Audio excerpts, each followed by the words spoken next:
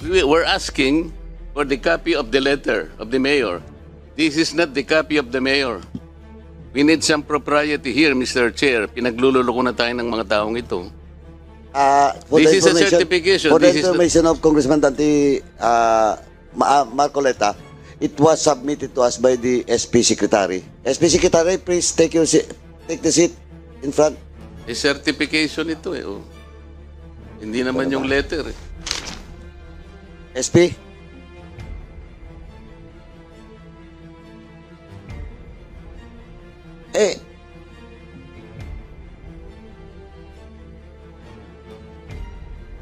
Nasaan po yung letter hindi na sinasabi request natin? Namin. Your Honor, please, yung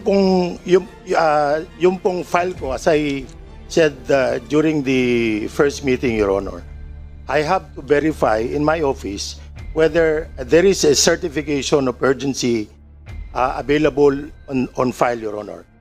Pagkatapos ko pong tinignan yung files namin, wala pong certification of urgency na nakikita on file.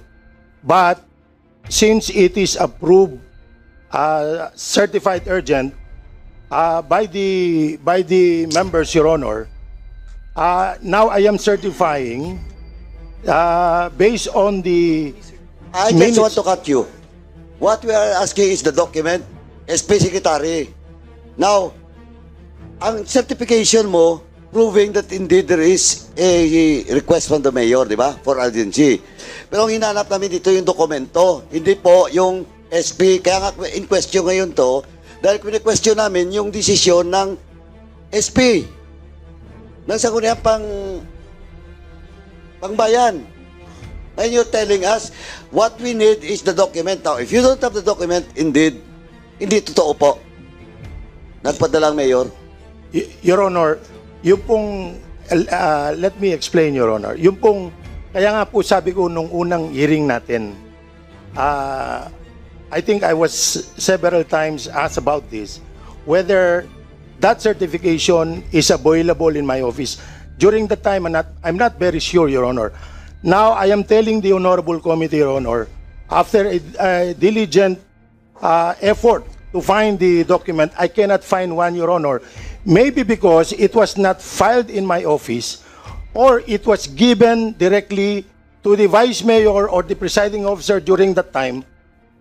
But I am certifying since it is in the minutes of the meeting that it was approved, certified urgent, Your Honor. Mr. Chairman, the right protocol. Okay. Manakop has requested all the documents. Now, Chairman Manakop, pero of course, we will discuss about the submission of the SP Secretary. All those other documents, COMSEC would just check if as of today, this morning, na-submit na ba yung mga dokumento, no? But of course, yung question of the document that was submitted by the SP Secretary, pwede natin tuloy yung pag-discussion. Mr. Chair. Sandali, one. Wait. Isa lang. Just to clarify the procedure on certifying as urgent a resolution, because I came from an LGU also. Before the mayor or the secretary can certify a resolution as urgent, there must be a letter coming from the chief executive, in this case whether the mayor or the governor, requesting the Sangguniang Bayan or the Sangguniang Panlalawigan to certify as urgent this certain resolution. Without that request, how can you certify something that was never requested before? So, malamang yan, binudo lang yan, wala namang request. Ngayon, dahil nahuli nga sila, nag-certify ngayon ng issue ng certification. That certification can always be antedated. The proper procedure, just like as the President, if you want something, a bill passed, he certifies it urgent, he sends a letter to Congress. Ganun din po sa LGU, whether provincial government or municipal government. So in this case, you did not follow the proper procedure. How can you certify something as urgent when there was never a request from the mayor? Yun lang po, Mr. Thank you, Congressman Pimentel. Anyway, before I recognize Vice Chair Flores, SB Secretary, ang nirequest mo kasi last hearing, yung dokumento mismo, hindi mo nakita. Di ba? Oh. Why did you make a certification?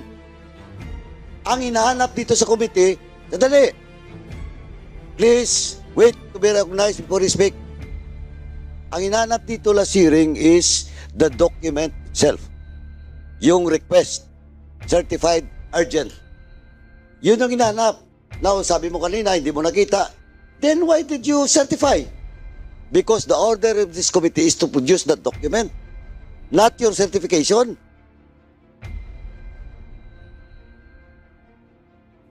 Ano? Yeah, answer, Your Honor.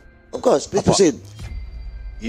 Yung pong ang SB Secretary po, kung ano lang po file sa office ko, I will take care of that document as an official record of the council. Yung pong pag sinabi ng mga SB members, certified urgent yan, I cannot question that, Your Honor. Kasi po, they are I cannot be better than them, Your Honor. No, Mr. Okay, Chair. Mr. Chair.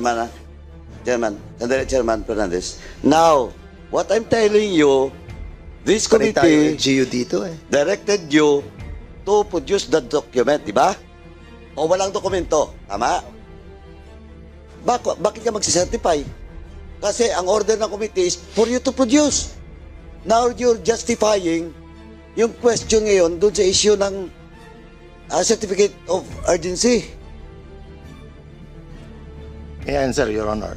Oh, Apo, I just like to warn you. Pag inulit-ulit mo sagot mo, hindi ka pwedeng lumusot dito. Kasi alam na namin na hindi mo nakita. Na ang tanong ko, please diretso mong sagutin. Bakit ka nag-certify hindi mo nakita? may I read my certification for the record, Your Honor? Ano po? May I read? There Your will be Honor? no need, Mr. Chair. Maliwanag na po ito. Ano pong pangalan nyo? George Carino po. Your George Honor. Carino, ikaw ang Sangguniang Bayan Secretary. Opo. Ilagay mo doon sa minutes of the meeting, January 14, 2020, na certified urgent itong resolution na ito. It is in the minutes. Ito, nakalagay rito. Sinertify mo na urgent dahil sa sinabi ng mga members ng Sanggunian? Yes, sir. Ganun ba ang patakaran ninyo ngayon? Pag sinabi nilang urgent without even looking at the certification or letter of urgency by the mayor, gagawin mo na certified urgent? Based po dun po, opo, kapag sinabi po nila. Kasi Pag sinabi ng sanggunian mo nang hindi mo nakikita yung sulat ng mayor, isa-certify mo? based po dun sa minutes na sinabi. Hindi, ang tanong ni ni Dante ang Marcoleta, tinatanong ko sa'yo- walang letter, sinabi na ng sanggunian,